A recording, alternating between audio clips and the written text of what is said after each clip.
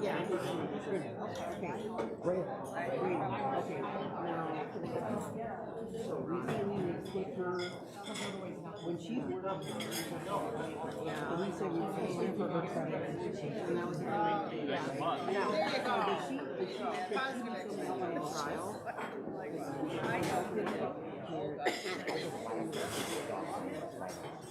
No, I have signed green sheets.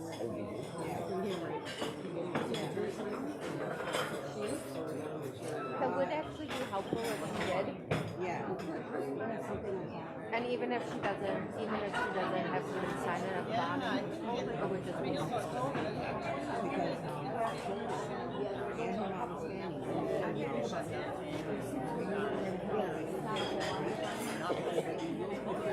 and her Oh yeah. Yeah, because she did last year. I think they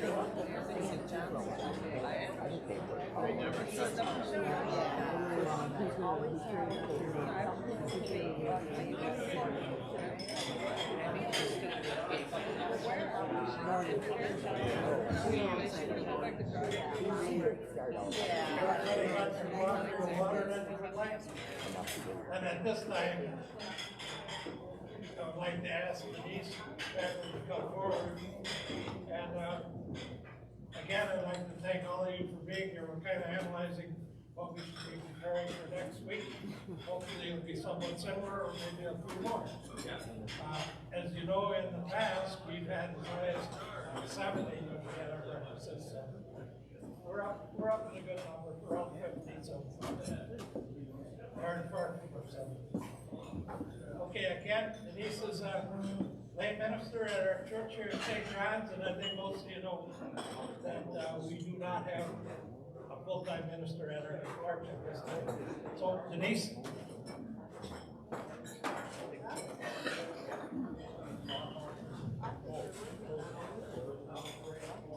It truly is a joy to be with you this morning. Can you hear me okay? No. It is on. I know I'm tall, so. There we go. Is that better? Yes. Okay, good. It is a joy to be with you this morning. It's wonderful to see all of your faces, to be together in community and fellowship. It's been a while. It's been a long time. And 2 years of not being able to do this really was difficult. It was really a challenge. So it's great to be with you this morning, enjoying this wonderful breakfast, and just being together. As I prepared for this talk, I really thought about the significance of today. Today being the start of Lent, and also the first time that we've gathered in 2 years. And I really pondered on what I should talk about. And I prayed about it like I do whenever I prepare a message, and I thought about what God would like me to share. And as I was doing that, and as leading up until this day, I came across an email that inspired this talk. And I will share that with you later on as my message goes along. First of all, I want to talk about Lent. Lent is a special, sacred time in the church. It is the 40 days leading up to Easter and Jesus' crucifixion and subsequent resurrection. It represents the 40 days and nights that Jesus was alone in the desert while being tempted by Satan. It is an important time in the church. It is a time of reflection, prayer, personal faith reflection, and it can be a time of fasting, abstinence, and prayer. Christians practice the discipline of giving up something for Lent. The significance of this discipline is to experience a suffering, a loss of something that one values in their life. While it can never compare to the sacrifice that Jesus gave to us, it is a time to experience the feeling of loss or being without something, or maybe being tempted. And maybe some of you do this or have done this in the past. You give up something for Lent. Maybe it's sweets, maybe it's TV, maybe it's thinking unkind thoughts. Maybe you put something into your life. Maybe you spend time in prayer, meditation, or devotion. Giving up something for Lent was something that my family just never did. So as a child, I really didn't understand that concept. I didn't know what it was. And when I got older, I was in a Bible study, and my pastor at the time recommended that we try giving something up for Lent. So I decided I was going to try it. I gave up chocolate. Not a good thing. I don't know what I was thinking, to be honest, because I love chocolate. And I thought, I can do this. I can really do this. I really didn't think about how a lot of things have chocolate in them. Chocolate ice cream, chocolate chip cookies, all the things that I love, I realized I couldn't eat. And then there were times that I would try to kind of convince myself it was okay if I would eat that chocolate chip ice cream, because it really wasn't a chocolate, it was just a little piece of it. You know, we all do those things sometimes where we try to convince ourselves that we can do something when we really know that maybe we shouldn't. And it was a difficult 40 days. I will be totally honest. It made me crabby, and I didn't like the fact that I couldn't eat chocolate, because I really love chocolate. So at the end of the 40 days, on Easter Day, I binged on chocolate. I made a chocolate cake with chocolate frosting. I put chocolate Kit Kats around the side of the cake. I had chocolate everything on it because I was craving chocolate. The giving up of something for Lent is a commendable discipline, one that truly allows you to reflect on your personal life and the incredible sacrifice that Jesus gave to us. Today, I would like to look at a different discipline, the discipline of giving out. So the email that inspired me was from the ELCA World Hunger, and it was titled 40 Days of Giving. And they sent along with the email the calendar for the next 40 days. And it gave ideas on ways to give out, or ways to give. And I thought about this, and I thought, this is such a wonderful way to give. At this point, as we emerge from the pandemic, and we see around the world people that are suffering, people that are going through so many challenging and difficult things, that I really felt God was calling me to share that with you today. So on here, there are various different ways to give out. And I do have copies if you would like to see this afterwards, or if you would like to take it with you. Because I think it's a really good way to look at our personal lives and how we can give out. And in honesty, there's really not one way that we should give out. There are many, many different ways that we can give. And it can be simple things. It doesn't have to be something that costs money. It might not even really take a lot of time. But giving out is a way for us to connect with others.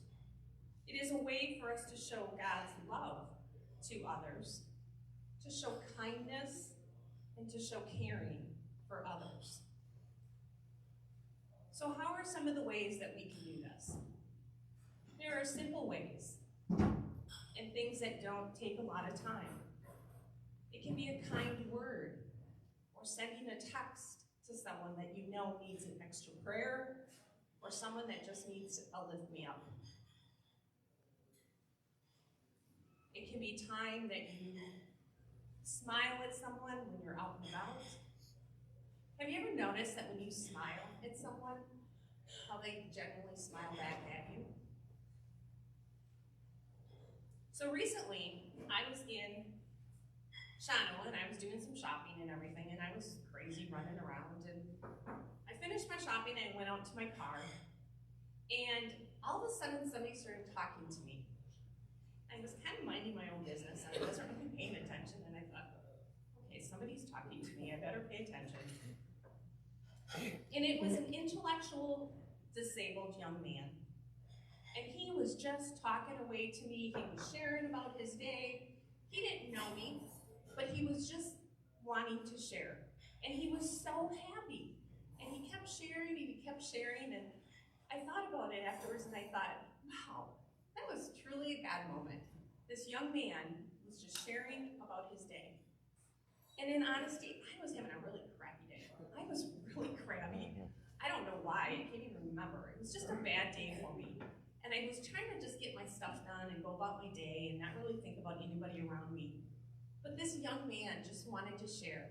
And the smile on his face and the light in his eyes was truly a God moment. And it made me realize those simple things can make a difference in someone else's day. Recently, I was on a flight, first time since the pandemic started, and everybody has to wear a mask when you're flying. Maybe some of you have done that. And as we got onto the plane, and we're all sitting down, there were a few people that were not wearing masks. And the flight attendant had to kindly ask the people to put their mask on. And what she said and how she said it was so inspiring. She said, please wear a mask. That is our policy. We don't want to spread germs. And then she said, if you want to spread anything, spread joy and happiness to the people around you. And I thought, simple words, but wow, what an impact. It's easy to spread joy and kindness. It doesn't take a lot.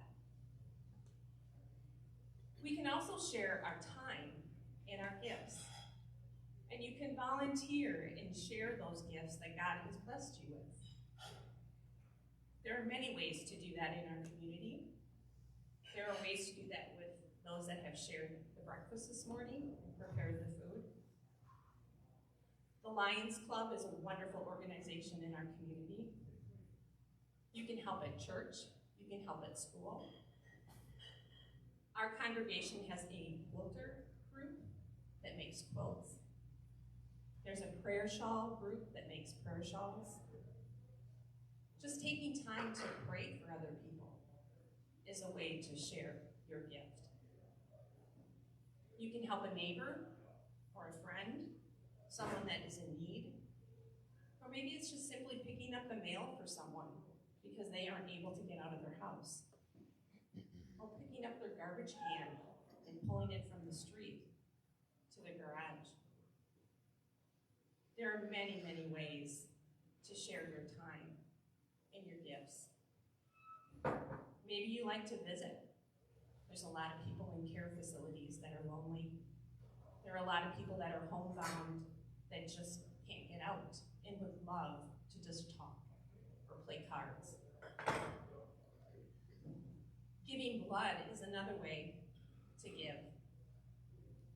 We get a periodic phone call from the community blood drive, and they are always asking for people to give blood.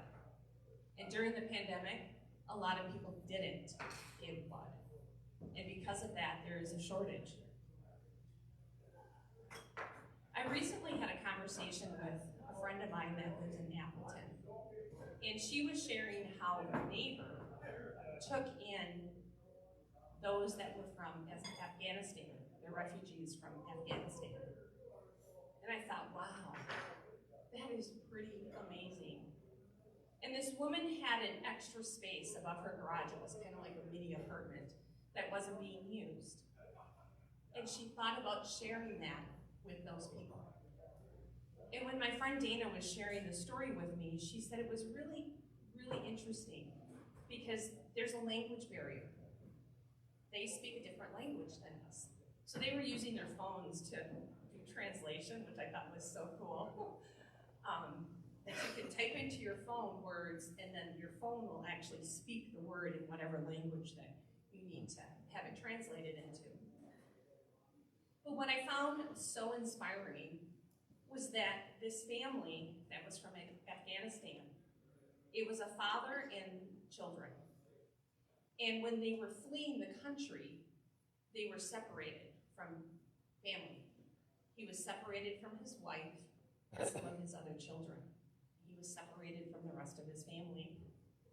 And it really broke my heart to hear that he was able to leave, but his family was not able to. And now here he is in a country that's foreign to him.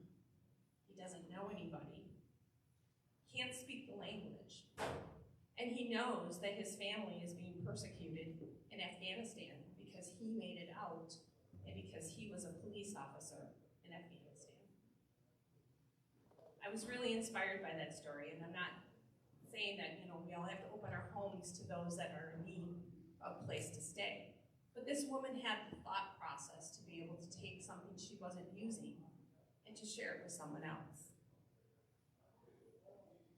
We all have gifts and abilities that we are good at. And some of us are good listeners and good talkers, cookers, bakers. Maybe some of you are good at repairing things that you can help around the community and your church. There's just so many ways that you can help and use your time and your talents to serve God. Of course, we can always give through financial resources. And there are many ways to do that in our community. There's ways that you can give to the different charities, the food pantry, Mama's House of Hope, the Lions Club. There's also world community or world organizations too. The Salvation Army is one. Just a lot of different things that you can give to. And that's another way that you can share. We are blessed in so many ways living in the United States. We have many freedoms and privileges that many across the world do not have. And we all are busy. So sometimes it's not our instinct to give out. We think we don't have the time for it, we don't have the resources.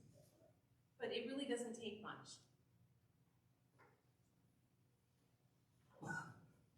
What it is sometimes is for us to have that intentional action, that intentional thought of helping someone out. And when we do that, the rewards are truly great. And I still remember, I just shared with you how I felt after I talked to that young man in the parking lot. What I didn't realize was by talking to him and changing his day, it changed my day. Luke 6:38 reminds us about what giving can be. Give, and it will be given to you. A good measure, pressed down, shaken together, running over, will be put into your lap. For the measure you give will be the measure you get back. And I'd like to end with a quote by Winston Churchill. We make a living by what we get. We make a life by what we give. Please pray with me. Almighty and ever-living God, you invite us deeper into your world, your people, your Lent. May this time be one of outward focus, seeking you in those around us, those we often ignore, those that need. Be with us as we share your love with others. Amen.